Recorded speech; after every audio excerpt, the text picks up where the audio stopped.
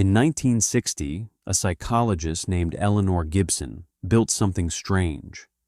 A table with a checkerboard pattern on top, half of it covered in solid glass, the other half covered in glass suspended a few feet above a sudden drop. From above, it looked like the floor just ended.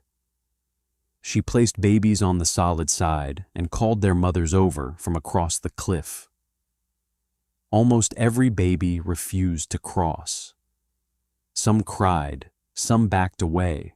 These were infants who had never fallen from a height in their lives, never been taught what a cliff was, never been warned about danger. And yet their bodies reacted like they already knew. You'd think that experiment is about heights. It's not. It's about the same wiring behind something you still deal with as an adult. Why you feel your pulse pick up the moment a room goes fully dark.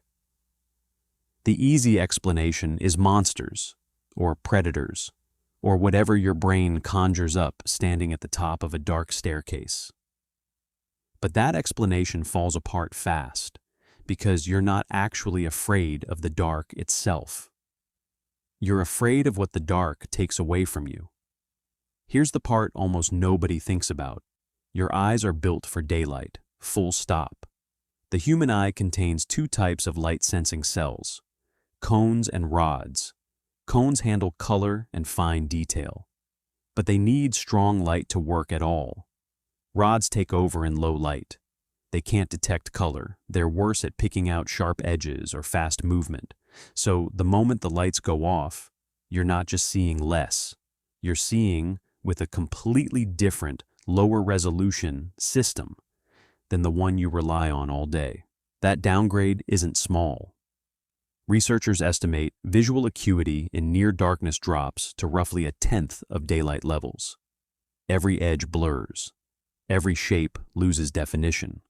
Motion gets harder to track. And your brain, which spends every waking hour leaning on vision to confirm the world is safe, suddenly loses its best source of information. This is where the fear actually starts, not with what's in the dark, with what your brain can no longer rule out. For most of human evolutionary history, I can't see clearly was never a neutral fact. It was a survival problem. On the African savanna, the biggest predators, lions, hyenas, leopards, did most of their hunting at night specifically because their night vision outperformed ours by a wide margin.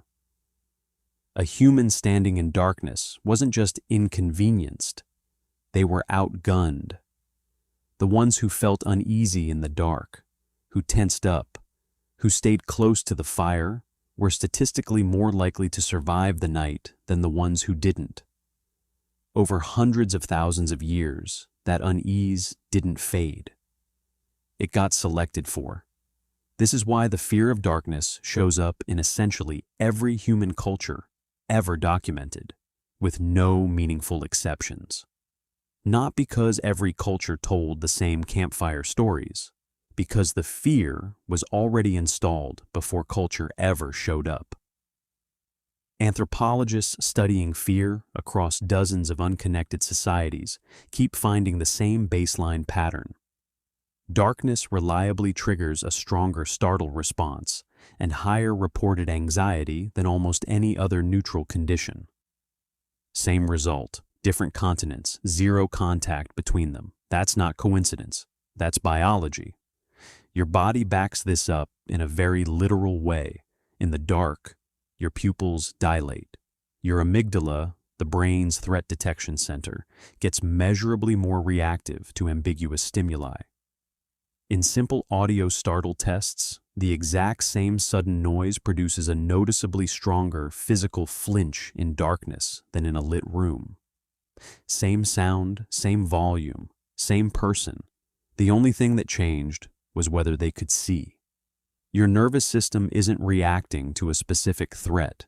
It's reacting to not being able to rule one out. And here's the part your brain never tells you it's doing.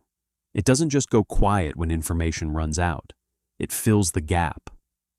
Vision researchers call this pattern completion. When your visual system gets partial or degraded input, In this case, almost nothing. Your brain doesn't leave that space blank. It guesses. It stitches together vague shapes based on memory and whatever your imagination happens to be primed with. So that shape in the corner of a dark room, the one that made you freeze for a second, that was never really a mystery.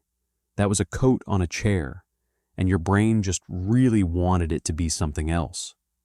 Because your brain isn't optimizing for accuracy here.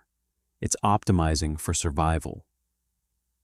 A jumpy nervous system that occasionally mistakes a jacket for an intruder costs you nothing. A calm one that fails to notice an actual predator costs you everything. For almost all of human history, paranoia in low light was the correct design, not a flaw in it. Which brings us back to Eleanor Gibson's babies on that glass table. Nobody taught them to fear falling. Their visual system detected depth, flagged uncertainty, and their bodies reacted before conscious thought ever got involved. Fear of the dark runs on that exact same shortcut. It doesn't wait for your rational brain to assess the actual risk in your bedroom. It fires first. Reduced visual information equals elevated threat. Respond now, calculate later. You don't live on the savannah anymore. There are no leopards outside your bedroom door, but the hardware never got a software update. Tonight, when you turn off the last light and feel that small, familiar tightening in your chest, for no reason you can name, that's not irrational. That's not something wrong with you. That's a system built over hundreds of thousands of years, still running the only program it's ever known. Your eyes lose their edge the moment the light disappears. And somewhere underneath all your modern comfort and central heating and locked doors, a part of you still remembers exactly what that used to mean.